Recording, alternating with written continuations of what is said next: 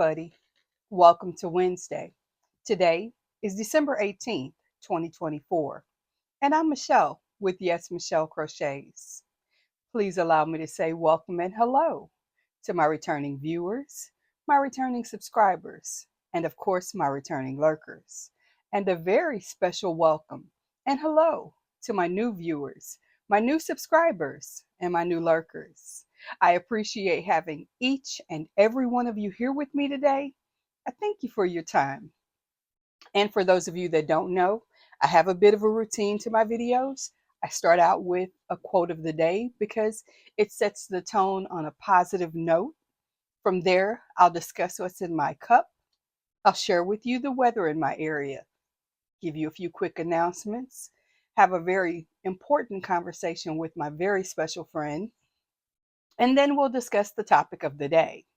But when I'm done with all of that, I'm not done because I will give you a brief card that shows you the project that I'm going to crochet in the video, not to completion. Nobody's got that kind of time, especially not me.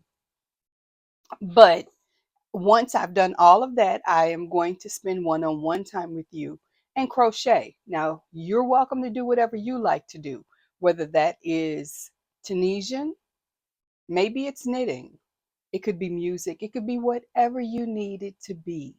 But we'll spend some quality one-on-one time together. I will be your crochet buddy during that time. And I hope you enjoy those sessions because I certainly enjoy filming them. With that said, let's get started with today's quote. Today's quote is not the quote that Brainy Quote gave us for the day. I honestly thought it does not resonate with my morning. So I'll give you this one because it's one of the ones that really speaks to the morning I'm having. Please know that it is currently, oh, 6 o'clock in the morning. For me, that seems late, but I've been up since just before 3. Not because I couldn't sleep, just so excited about today. Anyway, today's quote: never go to the doctor, never go to a doctor whose plants have died. And that's by Irma Bombeck. I love that quote because it's appropriate. I grew up with my parents, not just one, both of my parents always said, never trust a skinny cook.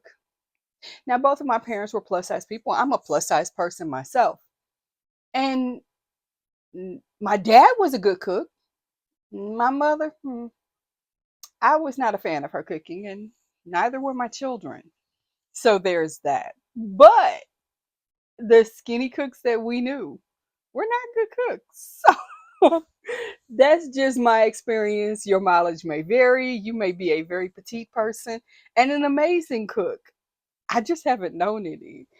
I think of the people we see on the Food Network who are cooks. The better recipes that I've tried have been from the plus size cooks. I'm just saying. I'm just saying. It's my experience. Take it for what you will. Now, if you notice that I'm in a giggly mood, it has a little to do with the fact that this is the coffee of the day. And it's my traditional coffee. Please don't think I did anything fancy or special. No, there's nothing alcoholic in that cup, in case you're wondering. It is simply my bullet blend coffee. And if you don't already know how the bullet blend coffee is made, I take my personal bullet blender. I did look this morning. It's a 16-ounce personal cup. I throw in 2 ice cubes, a splash of water, just 2 simple pumps of the butter rum syrup for my coffee syrup.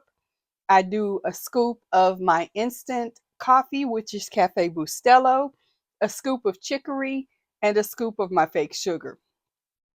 Pulse that a few times on my blender, pour it over some more ice in my cup, and then I add in a protein shake. Today's protein shake is, as it was yesterday, my Quest protein and salted caramel.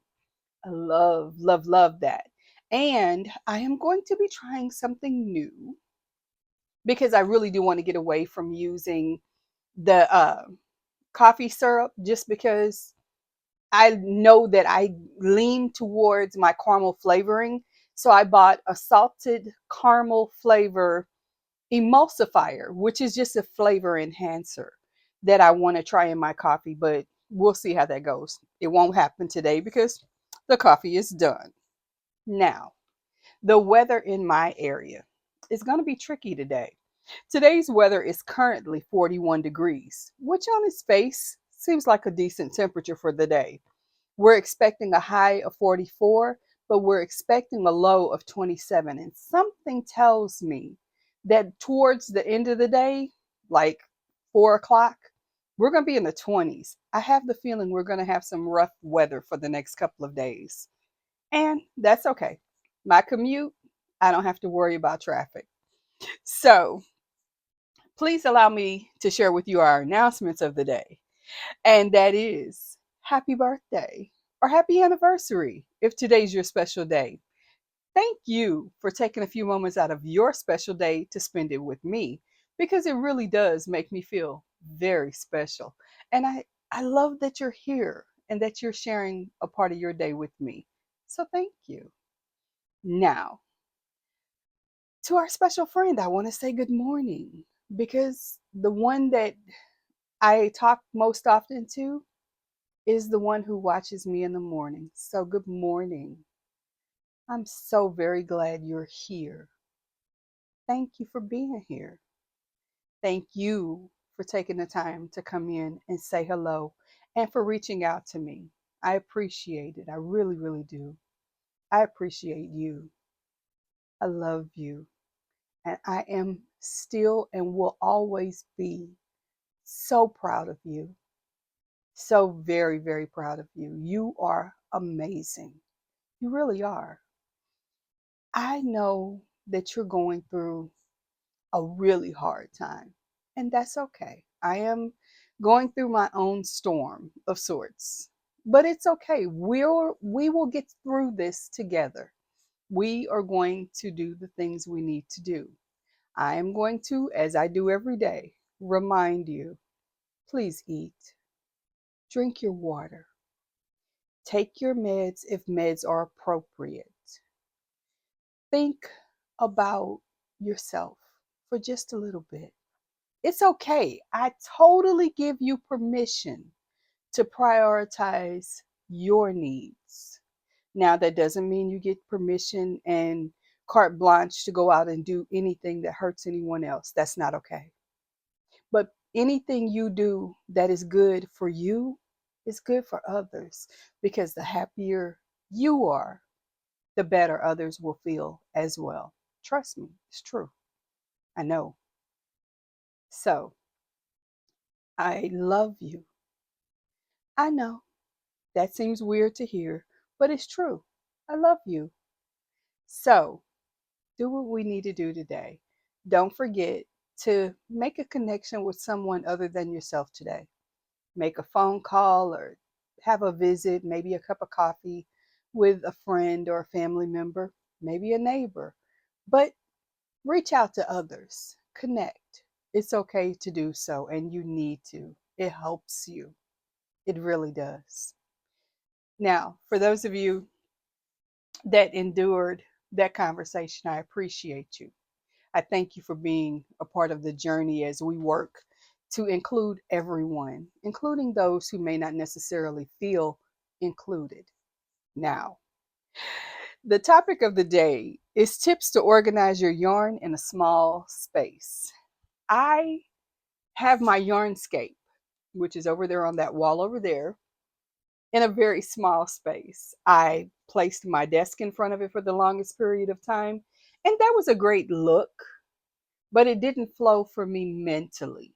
The other side of that coin is, though I see it the moment that I wake up, it doesn't make me want to look at it. It doesn't make me say, I love the look of it. I love having it over there on the wall. But for my workspace, because I do more than crochet, yeah, we'll get into it. But because I do more than crochet, it's important for me to have a space that's inviting for all of my hobbies and all of the things that I do, including making videos for you. So I thought it's time for me to make a transition. But since this is about organizing your yarn in a small space, I'm going to give you some tips and tools, not only that I'm using, but that I have seen others use successfully to organize their yarn. And one of the first things that was mentioned is, of course, storage solutions. That includes having a yarn winder and bobbins so that as you've worked a project or you have a smaller quantity of a yarn that you want to keep, please don't throw yarn away. That's so mean and it's so hurtful. But as you're organizing those yarns, use your yarn winder to make smaller cakes and stack them up so that you see what you have. Use storage bins and boxes so that it's not chaotically throughout your space, but it's in an organized and catalogable way of handling it and way of accessing it. Use drawer organizers, especially for those tiny little cakes. You can use like a sock uh, stackable cube that you just plug in those tiny little cakes in. It's a good look and it's a good way to keep it all in a central location. And of course, you can also use over the door hangers. So, like the shoe cubbies for skeins of yarn, that's a great way to use some unused vertical space to keep up all your yarn in a one central location or one of many if necessary. Finally, for storage solutions, wall mounted shelves. If you have the vertical space to try something like that, that's a great cubicle solution. I have a well, they what they consider a wall mounted space. It's a 20 cube organizer, and I love it, but it takes up a fair amount of space on my wall. But I have a fair amount of yarn, so I needed the space. Now, space saving tech. This was interesting to me. I'm sorry, techniques. My brain is tired. I told you I got up before 3 o'clock this morning. Anyway, vertical storage bins or shelves, I kind of just hit upon that. Vacuum sealed bags. I happen to be a member of a number of channels, and one of the channels, the young lady on there shared that one of her viewers, who is also one of her mods, likes to vacuum seal her yarn. And I thought, that seems weird until I really gave it more consideration. You're just sucking out the air of the yarn. The yarn is still in perfectly good condition. It's just stored away and packed in a smaller space so you can organize more yarn together. Let's say you know you're going to be making a very large blanket project and you've got all that yarn and it's taken up a large footprint of space in your storage area, but you don't have room for that because you've got some other things you need to get in front of that project. Well, by putting that through the vacuum sealer and shrinking it down, you're giving yourself more room to organize a lot better and a lot safer. So consider vacuum sealing if that's something you have access to. But that did not mean Miss Michelle said, run out here and buy a new vacuum sealer. There are vacuum sealing units that you can get at Dollar Tree or Target or Walmart or wherever you may shop. So if that's something that's in your budget and might make sense for your storage needs, then consider it. Of course, furniture with storage. I have no ottomans because I have toddlers that are in my space on a regular basis. But a lot of times, if you have ottomans that have those liftable lids that you can store things in, there's a great place to put the whip of the week into so that when you're not using it and you don't want others to have access to it, you can just simply put it away. But it's also a great place to store extra yarn, especially if the exciting creative bug hits you and you want to hook it up to see how it's going to work out. Of course, another creative storage bin would be baskets, tins, and shoe boxes. I to have shared with you another live I was watching, mostly overnight. Excuse me.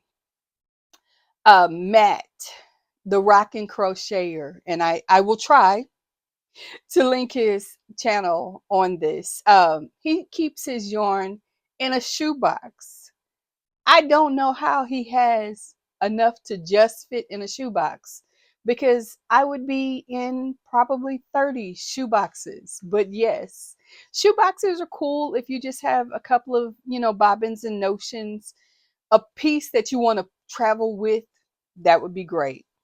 Now, of course, another idea that will go along with organizing your yarn, and you should really consider if you like a visual appeal to your yarn and making it easy to catalog how much you have of what color and what fiber and so on and so forth, is color and fiber coding.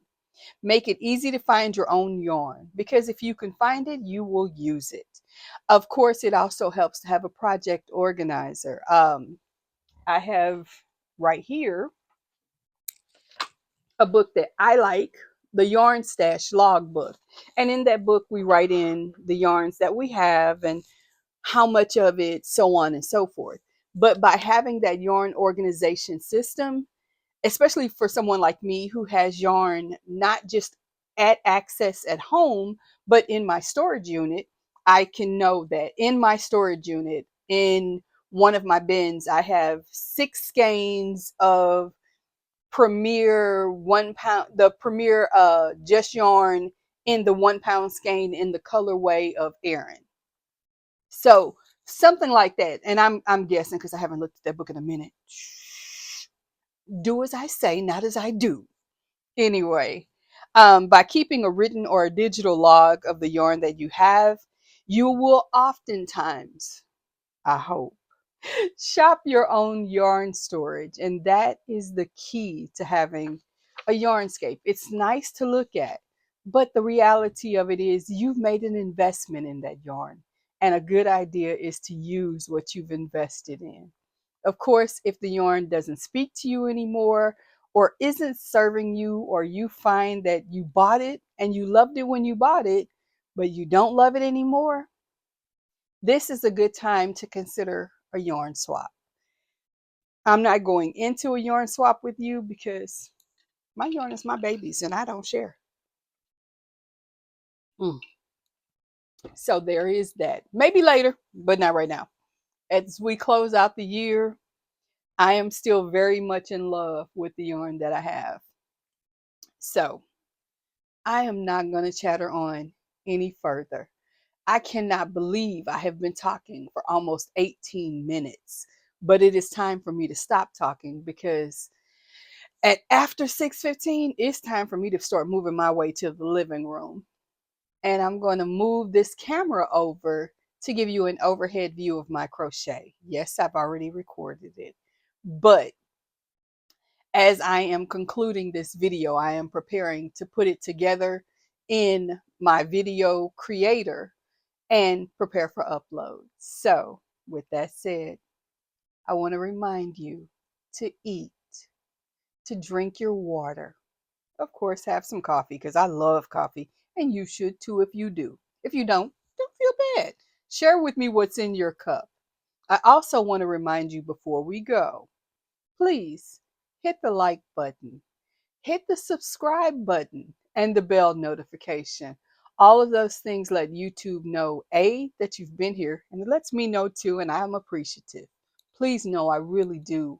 I love and appreciate you coming by. Thank you. But it lets YouTube know that you want to know when I make a new video or I go live. And this is how they let you know. So hit like, hit subscribe, and hit the bell icon so that you're brought back every time I do go live or I do upload a video. Okay, I'm done. Let's go. On to crochet. But you, feel free to do whatever you like to do. And I will see you in my next video. Until then, have a great day. But most importantly, have some fun today. I'll see you next time. Bye bye.